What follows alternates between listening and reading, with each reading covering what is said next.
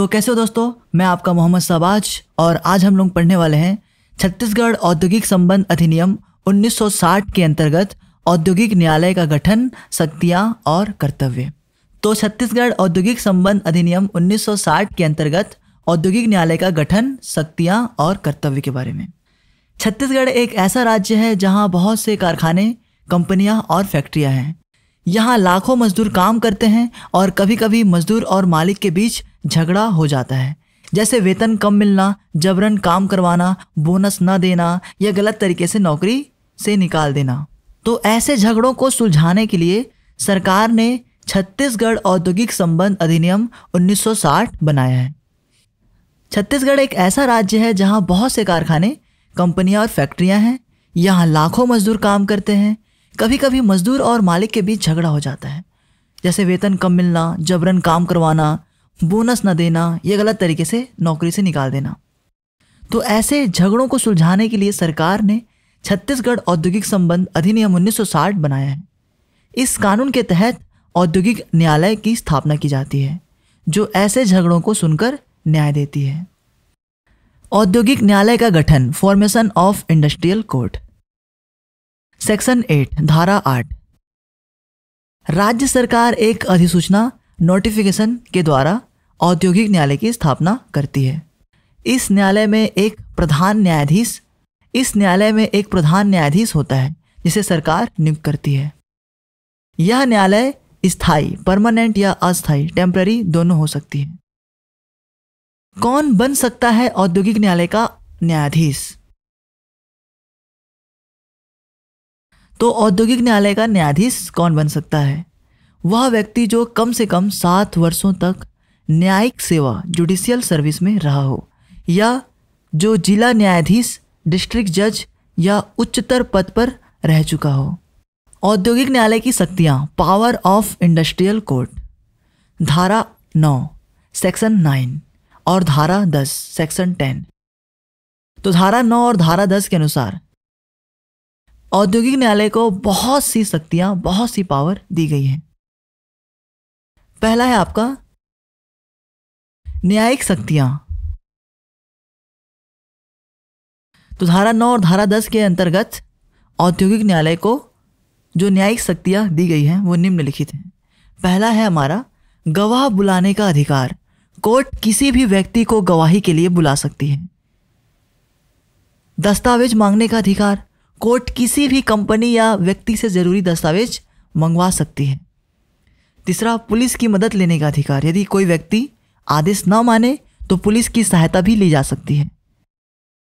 और चौथा है हमारा अपना फैसला सुनाने और लागू करवाने का अधिकार। औद्योगिक न्यायालय का निर्णय अंतिम और मान्य होता है। दोनों पक्षों को उसे मानना ही होता है। तो इस प्रकार से औद्योगिक न्यायालय के कर्तव्य क्या हैं? The duties of industrial court. तो जो औद्योगिक न्यायालय हैं उनकी कुछ कर्तव्य होती हैं। तो मजदूरों और मालिकों के विवादों का निष्पक्ष समाधान करने के लिए औद्योगिक न्यायालय की कौन कौन सी कर्तव्य दिए गए हैं? औद्योगिक न्यायालय का मुख्य काम यह है कि जब मजदूर और मालिक किसी बात पर झगड़ा करते हैं या झगड़ते हैं तो वह बिना पक्षपात के निर्णय दे। तो औद्योगिक न्यायालय का मुख्य काम यह है कि जब मजदूर और मालिक किसी बात पर झगड़ते हैं तो वह बिना पक्षपात के निर्णय दे।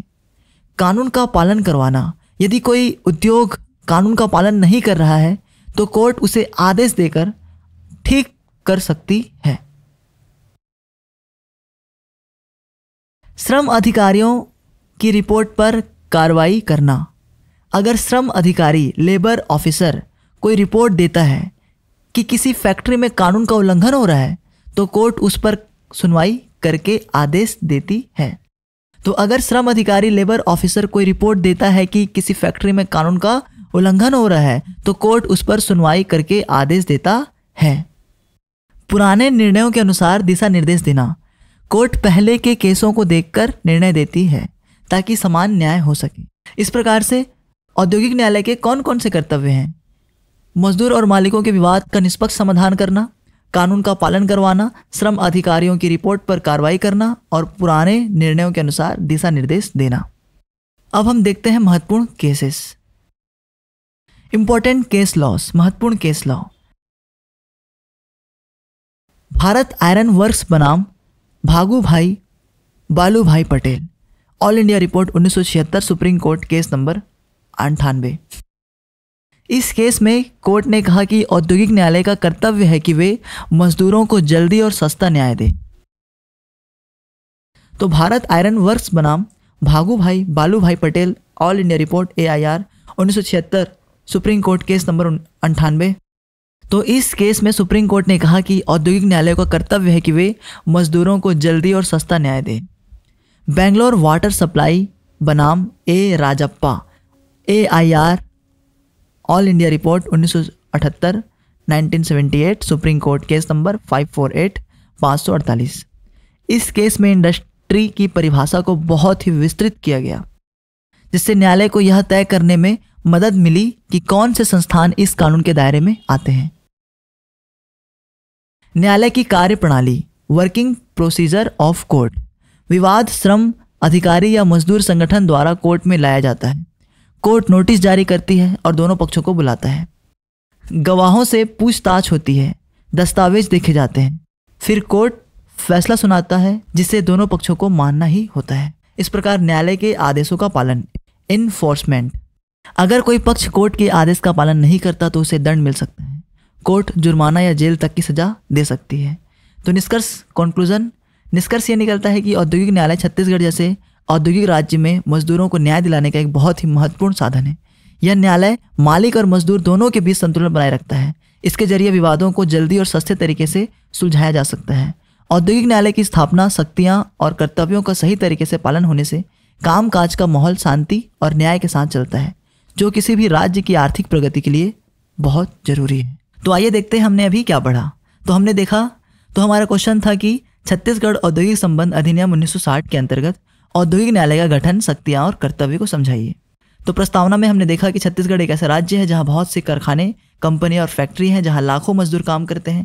कभी कभी मजदूर और मालिक के बीच झगड़ा हो जाता है और वेतन कम मिलना, जबरन काम करवाना, बोनस न देना, गलत तरीके से नौकरी से निकाल देना आदि आदि ऐसे ऐसे मामले आते रहते हैं।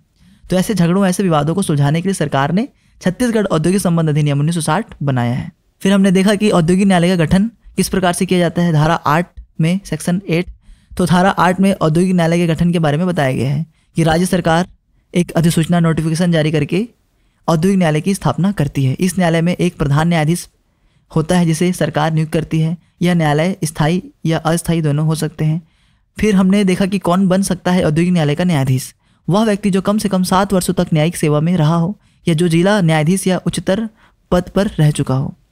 फिर हमने देखा कि औद्योगिक न्यायालय की शक्तियाँ क्या क्या होती हैं। तो धारा 9 में और धारा 10 में औद्योगिक न्यायालय की शक्तियाँ बताई गई हैं, जिसके अनुसार औद्योगिक न्यायालय की निम्नलिखित शक्तियाँ होती हैं। गवाह बुलाने का अधिकार होता है, दस्तावेज मांगने का अधिकार, पुलिस की मदद लेने का अधिकार और अपना फैसला सुनाने का और लागू करवाने का अधिकार होता है। उसके बाद हमने देखा औद्योगिक न्यायालय के कर्तव्य, मजदूरों और मालिकों के बीच विवाद का निष्पक्ष समाधान करना। तो औद्योगिक न्यायालय के क्या क्या कर्तव्य हैं। हमने देखा कि मजदूरों और मालिकों के विवादों का निष्पक्ष समाधान करना, कानून का पालन करवाना, श्रम अधिकारियों की रिपोर्ट पर कार्रवाई करना, पुराने निर्णयों के अनुसार दिशा निर्देश देना।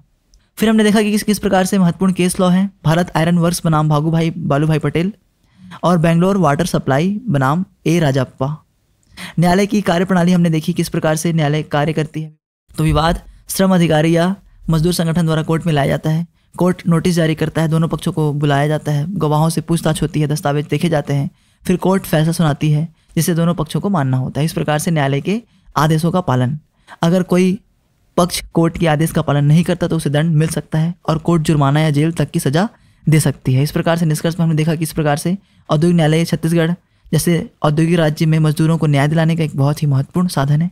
यह न्यायालय मालिक और मजदूर दोनों के बीच संतुलन बनाए रखता है। इसके जरिए विवादों को जल्दी और सस्ते तरीके से सुलझाया जा सकता है। इस प्रकार औद्योगिक न्यायालय की शक्तियाँ, स्थापना, कर्तव्य का सही तरीके से पालन होने से कामकाज का माहौल और शांति और न्याय के साथ चलता है, जो किसी भी राज्य की आर्थिक प्रगति के लिए जरूरी होता है।